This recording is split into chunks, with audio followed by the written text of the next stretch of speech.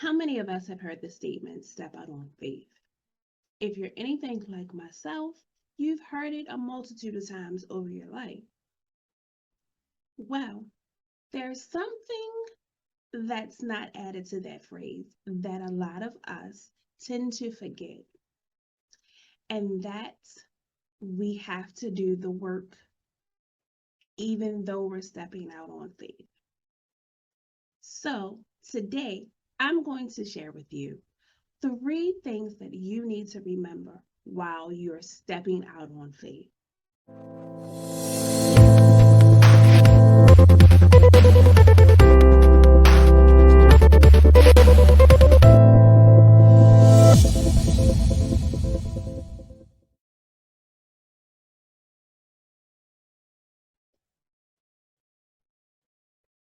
Hi, I'm Keisha Golder.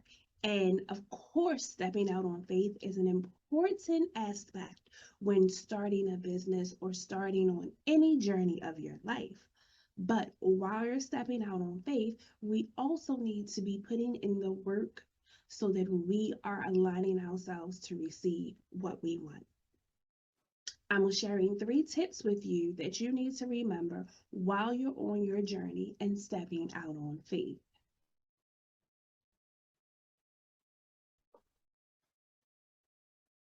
The first thing that I want you to remember when starting this journey, or starting to step out on faith, is to be intentional.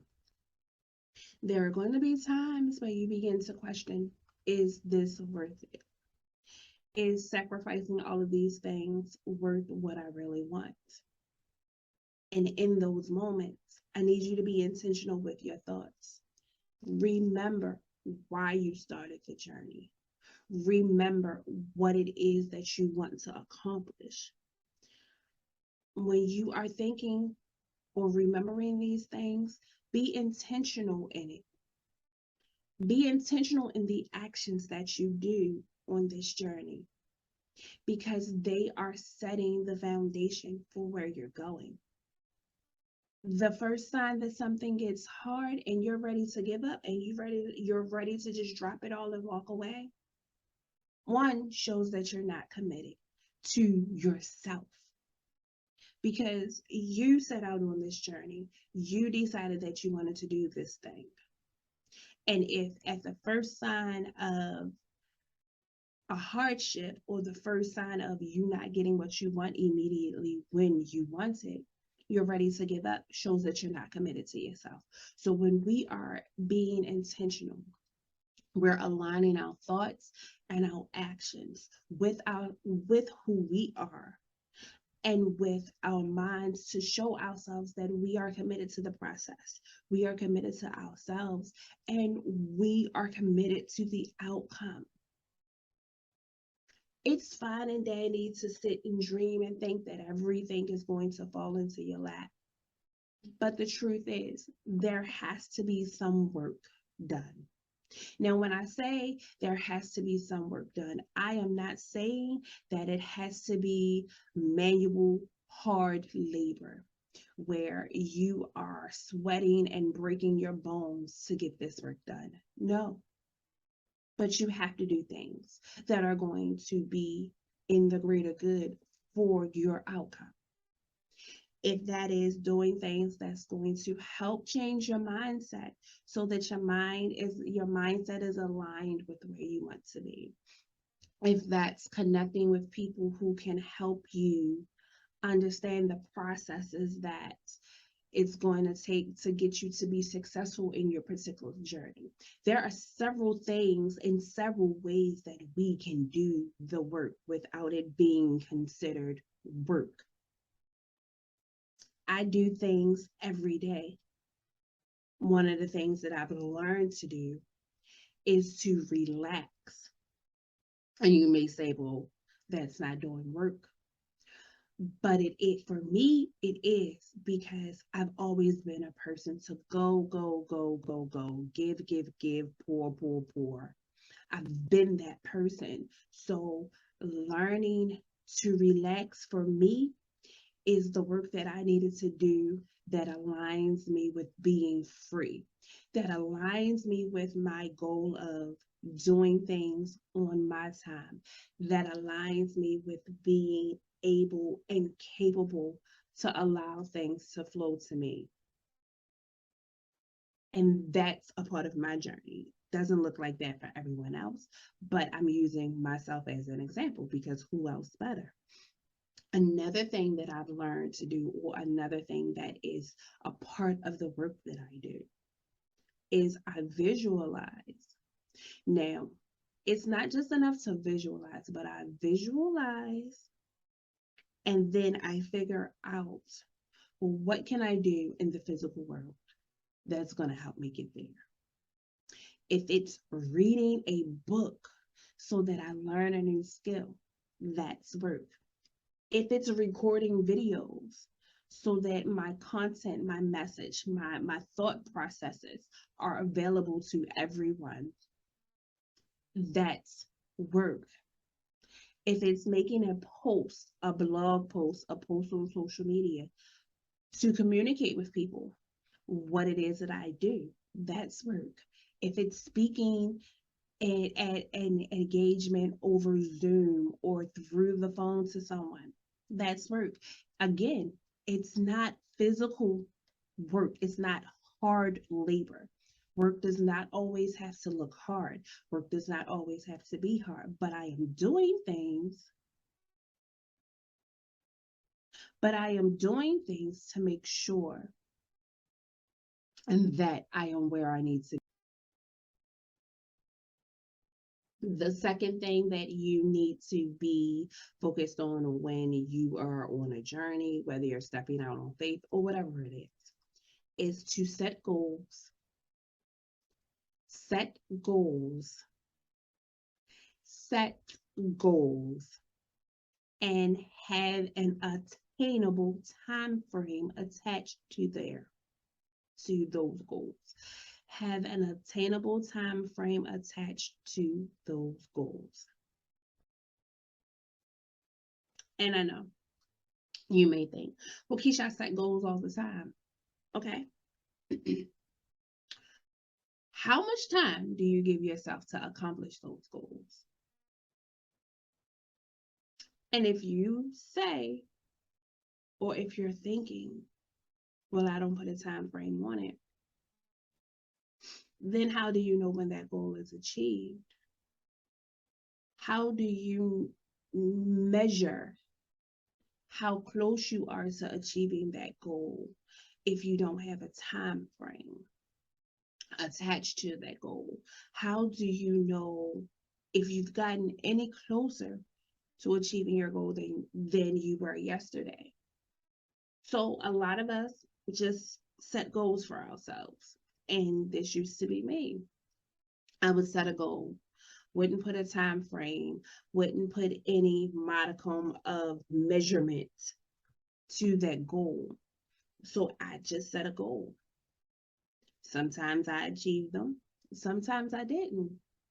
Most of the time, it was a long time span before I achieved them because there was not a time frame attached. So let me share something with you. Here is how our brain works. When we set goals without time frames, our mind figures, oh, I have all the time in the world to do this because it's not a time frame attached to the goal. And so when our mind thinks that we have all the time in the world to do something, distractions start to happen. And because we haven't attached the time frame to these goals, we allow these distractions. And then the distractions, every time we give attention to the distractions come more and more, more and more, where you're no longer focused on the goal, you're focused on everyone and everything else. And what you wanted is no longer at the forefront of your mind because yes, you set the goal, but you did not attach a time frame to it. When we attach a time frame to a goal, we know in our minds, I have a week to get this goal done. Just let me give you an example. Say, I want to read this book. I'm going to give myself until next Friday to read this book in its entirety. So your brain says, okay, not that I'm going to sit and read this book all day, every day, because that's not going to happen. Let's be realistic. I'm a mother. I work a full-time job and I own a coaching business. So I coach individuals when I'm not working my full-time. And of course, I have other duties, house duties, friendship duties, motherly duties, daughter duties, of course, all of these things. So in my mind, I know that I have to make time to read this book because I am going to accomplish this by next Friday, right? Right. So now when distractions come and I have free time and distractions try to come in, no, sorry, can't entertain you at the moment. I'm committed to doing this right now. And so I don't allow the distractions. My mind is helping me block out the distractions because I know that I have to read this book by next Friday. And to make it even better, I know that I had till next Friday to read this book. But let's just say I set the goal to, or I set the measurement to see how close I am to achieving my goal of reading the book, completing the book by next Friday, is to be halfway through the book by this Friday. So then you're really focused. Well, I gotta be halfway. I have to be halfway finished the book by this Friday, and I have to be completely finished by next Friday. So again, my mind does not allow the distractions where I would pick up my phone and scroll social media. Nope, let's read a page out the book. Let's read 2 pages out the book, where I would maybe scroll hopelessly, endlessly until I fell asleep on my phone at night. Nope, we're not scrolling social media. We're reading the book. We're gonna make sure that we complete this. That's why it is important to not only set goals, but attach attainable time frames, realistic time frames to those goals. Because when those time frames are attached to the goals, we are more likely to achieve them. And of course, on this journey and in life in general, we want to make sure that we're achieving everything that we set out to do. This last thing that I want you to keep in mind when you are stepping out on faith is to allow yourself to be in a state of receiving. And when I say this, this is what I mean. A lot of times we feel that we have to be alone on the journey, or no one else is going to understand what we're going through. No one else is going to help us. And while that may be true in some aspects, when you are in a state of receiving, you not only allow yourself to understand and feel that it is okay to not necessarily ask, but to allow yourself to receive help from others. You allow the universe to know that as well. And so when we put ourselves in a state of receiving, we notice that people come to us. People seem to pop out of the blue, it may seem like, to offer us help, whether it is through advice, whether it is through them sharing their process with us, whether it is through someone coming to give you money to help start up your business. When you are in a state of receiving, you are saying, I am here. I am on this journey, and I am ready and willing to receive any and everything that is meant for me on this journey. That learning to be in a state of receiving was something that I struggled with And I'll tell you why I struggled with it. I struggled with it because I've always been quote unquote independent. I've always done things for myself, not only for myself, but for other people. They've always come to me. So it felt like me allowing others to help me would diminish that independence, would diminish my ability to help others. And I realized through not only me helping other people, helping other women and other people in coaching, but through my own personal coaching sessions, that doesn't make me any less independent. In actuality, we are supposed to help each other. We're not supposed to be so strong and so independent that we don't need the help of other people. We are all here together. We're all here facing some sort of struggle, some sort of situations where we could use help. And when you don't allow someone else to help you, you're not only blocking your blessings, you're blocking that person's blessings. So I've learned to allow myself to receive help. Sometimes it's still a struggle because, of course, in the back of my mind, I'm so used to doing everything for myself. But I have gotten better with it. And I've noticed that the more that I am in a state of receiving, the more things go smoothly. The more things end up happening the way that I want them to happen. Because I'm not forcing my way on the world. The world is showing me that there are other ways to go about these things to achieve them. And because there are other ways to go about these things to achieve them, I am in turn achieving them. So I want everyone to remember it's nothing wrong with stepping out on faith. But remember the whole Bible structure, or the whole, not the Bible structure, Lord. Just remember that faith without works is dead.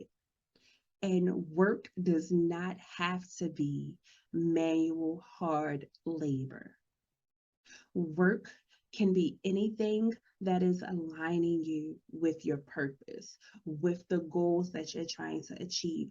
Anything that is aligning you with your journey is considered work. So today, take a moment and figure out where you are on your journey, what it is that you really want to achieve, how you can be intentional on your journey. Set a goal or two for this week to accomplish for your journey, and allow yourself to receive any help that may come your way that is aligned with you and where you want to go.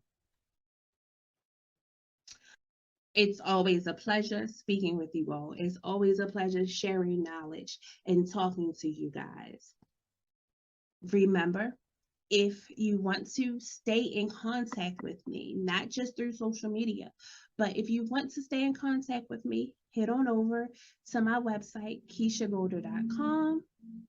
Sign up to receive email notifications. You'll be the first to know when I'm doing something new. You will receive exclusive content, and peruse the website. There may be some things that I've already answered that you have questions about that you don't know that that's on the website. So head on over and just peruse KeishaGolder.com. Look at some videos, blog posts, and web classes.